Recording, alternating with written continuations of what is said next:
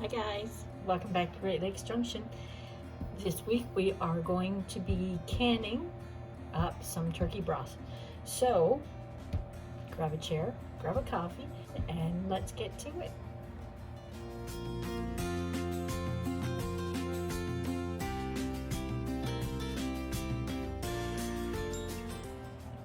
Okay, so what I'm going to do is I am going to roast this off in an oven about 400 degrees or so. It's frozen. I just took it out of the freezer. Once Easter was done, we actually had this for Easter. I just threw the carcass in the freezer in a bag. So I'm just gonna brown the whole thing off. It makes for a deeper, richer colored broth when you do that. And it's only an extra half an hour. So just gonna do that quick, and then we'll get back to making the actual broth. Cut up 3 or 4 carrots, some celery, and leaves too. Just go ahead and put that in there. Onions, I have some bay leaves. 3 or 4 bay leaves would probably work. Mine were all broken up, so I just took a few and threw on there. 10 peppercorns in there as well. So what I normally do is I don't like adding salt to this. If you want, by all means, go ahead and add salt to it. I like salting everything after. When I open my canned goods up that I've done myself, I will salt it, and a lot of times I'll add seasonings to it, spices, herbs, whatever it needs. So there's our bones. It is all in there, and again, there's a little bit of meat in there, but I will just strain that off after this all cooks down. And every once in a while, I skim the impurities off, the foam that floats up to the top as you're cooking it. I just skim that off a little bit.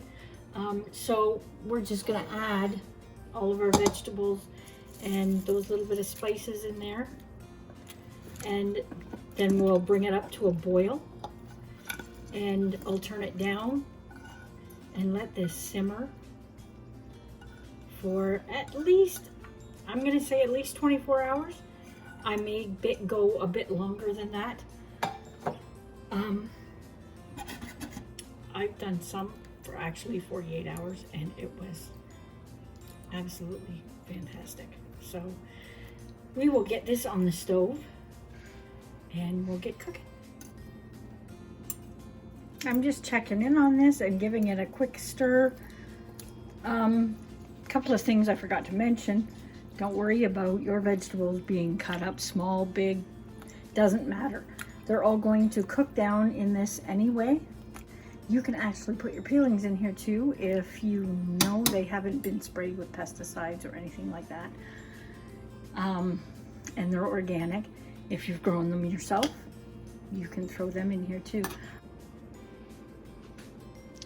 Okay, here it is after 36 hours of simmering.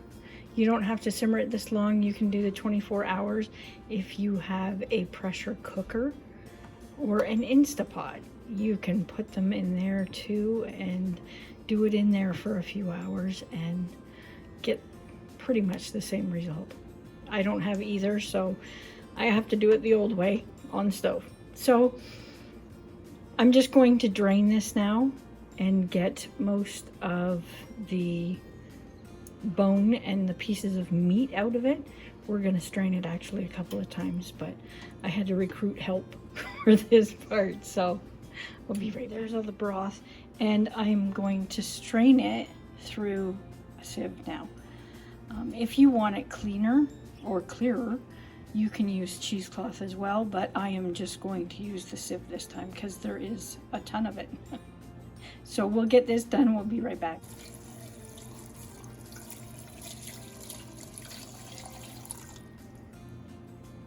So that's all the fine debris out of it. If you, like I said before, if you wanted to do cheesecloth again, that's fine. It just picks up even that much more out of the broth. just prepping everything and getting it ready to get these jars in the canner. And I just wanted to stop and mention Tatler lids. They are reusable. They come with rings that are reusable, and the lids. Just reading on the box itself, it says at the bottom, lids will last indefinitely. Rubber rings may easily last up to 10 years or more. So definitely something to think about. They are expensive. However, the amount of jars you're going to get out of these things are a lot better than buying disposable. We're going to try these and we'll go through it step by step while we're canning up this broth. With the Tatler lids, I'm going to put a little mark on them, and we're going to keep track of how many uses I get out of these things. Well, see how long they last anyway, and hopefully we'll get quite a few tick marks off there. So these have to be boiled. It says to boil them, so I'm just going to throw them in and let them simmer for a little bit, and then we'll put our Bernadette lids in there too and get them warm. Again, you don't have to do that, but I'm going to do it anyway. Hopefully it'll help the seals. When I'm getting these ready to go in the hot water, I flip every other one. I find it helps when I'm using the magnet to get them out of the hot water, because the magnet tends to pick up 2 or 3 at a time.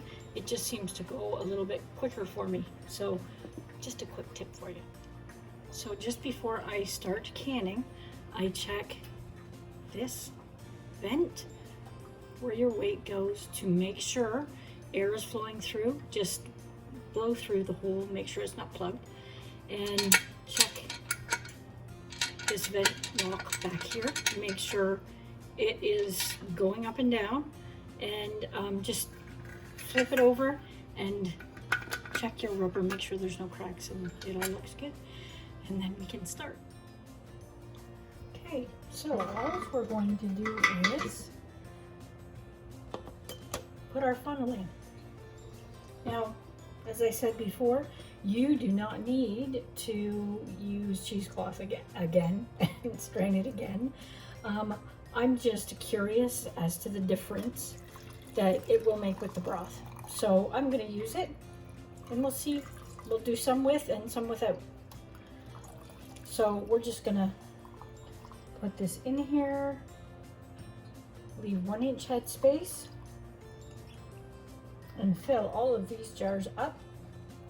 It's a little bit slower with the cheesecloth for it going through. I go by the jar itself.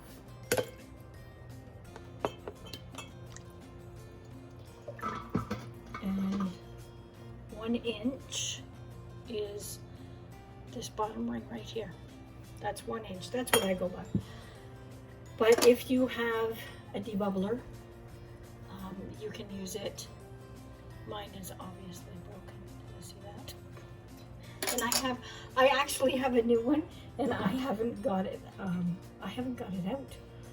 I have to get it out and get using it and throw this other one away. But we won't be debubbling today because it's just broth. So now they're all full. We're going to wipe the rims of each jar. I'm using vinegar. I usually always use vinegar, just because vinegar cuts the grease a little bit better, and if there's any debris on that rim, you want to remove it.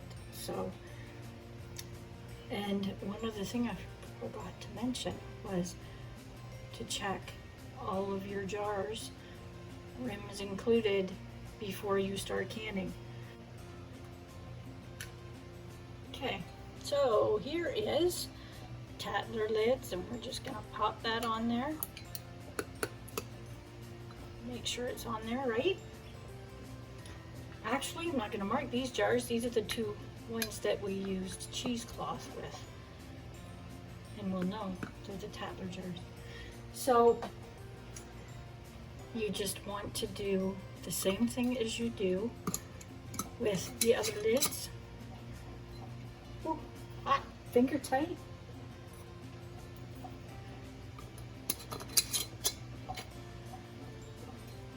That's it. You don't want them too tight because they might not vent. So just make sure 2 fingers, they're that tight. And that's it. And you can put it in the canner.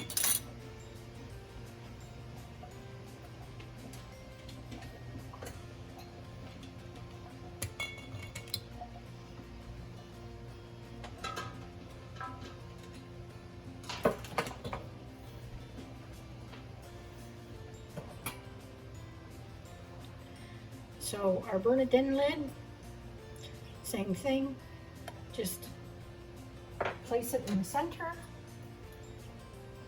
grab a ring, finger tight, that's it. You don't want them on too tight.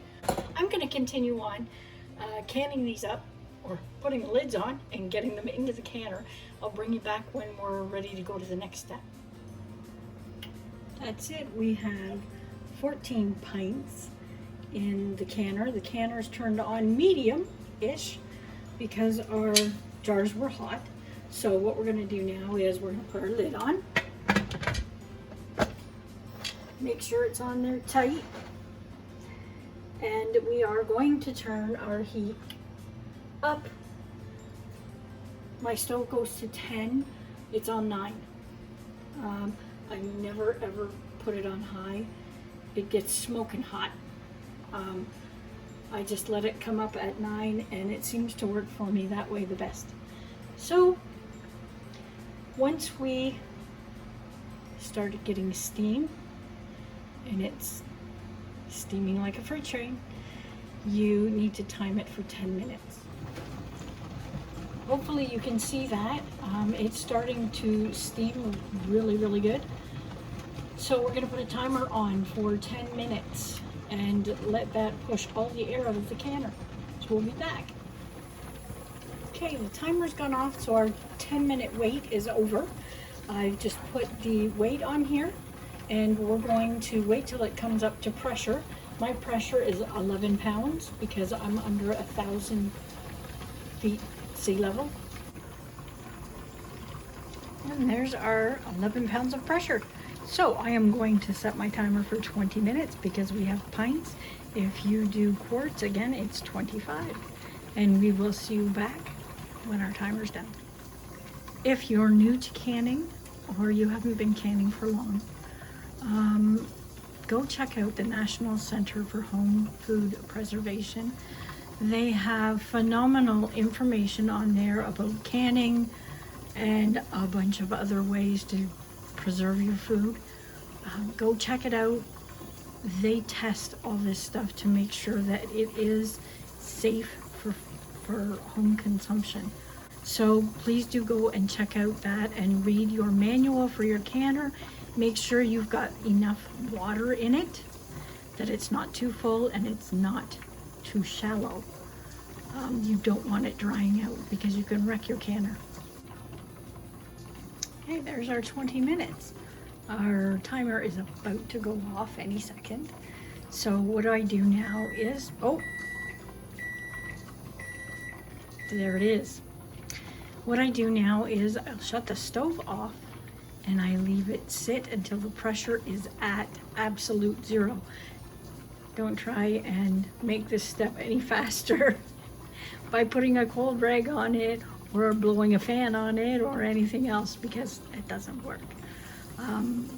You don't want to disrupt this process at all.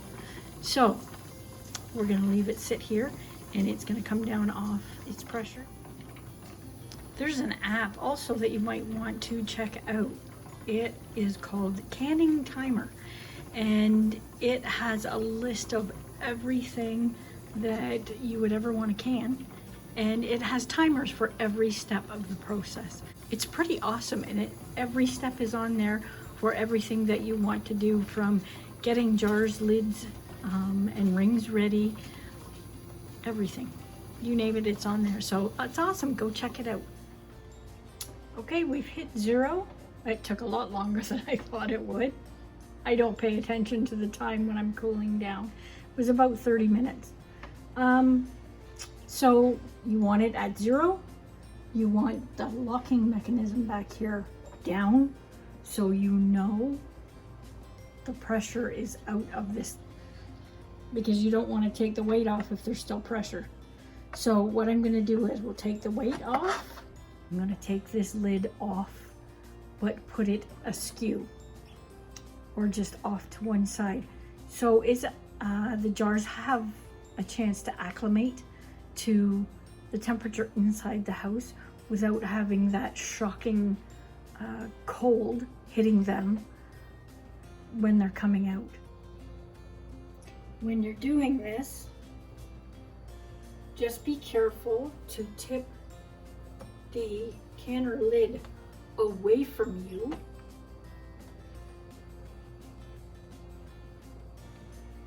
You want to tip it away from you because you do not want that steam hitting your face or you. So you see that big burst of steam coming in. So I just set it off to the side like that and leave it sit. One other thing I do too, and I know not everybody can do this, but if it's cool outside and you have a window open, I close that window just so it's not getting that cold burst of air. And then I let them sit for an hour or two, then I'll open the window. It smells so good in here. Super delicious. I'm wanting turkey now.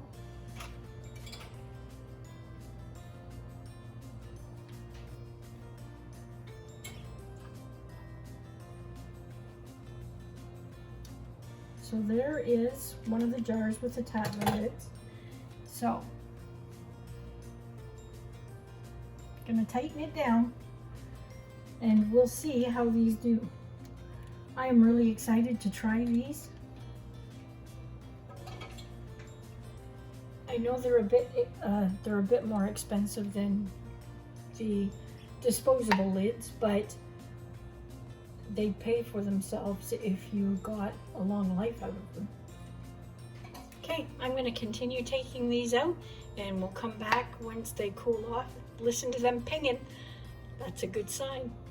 So we'll be back when they're all cooled down and ready for the next step. And there's our completed broth. All canned, all sealed up. I've removed the rings. I've washed the jars, so they're all ready for storage. Make sure you wash your jars in case you have any leakage out of any of the jars while it was canning. You don't want that smell down in your pantry, because after a little while it'll get stinky. So had one jar again, didn't seal, but the rest did, and the Tatlers sealed fantastic. So I think I'm going to use up what I can of them on my next batch, and yeah, we'll keep using them. Every once in a while, if I see a sale on, I'm going to grab another box. So make sure you check and make sure these seals are all on there good before you store them. And that's it. So hopefully this helped you out. If it did, give us a thumbs up and help support our channel.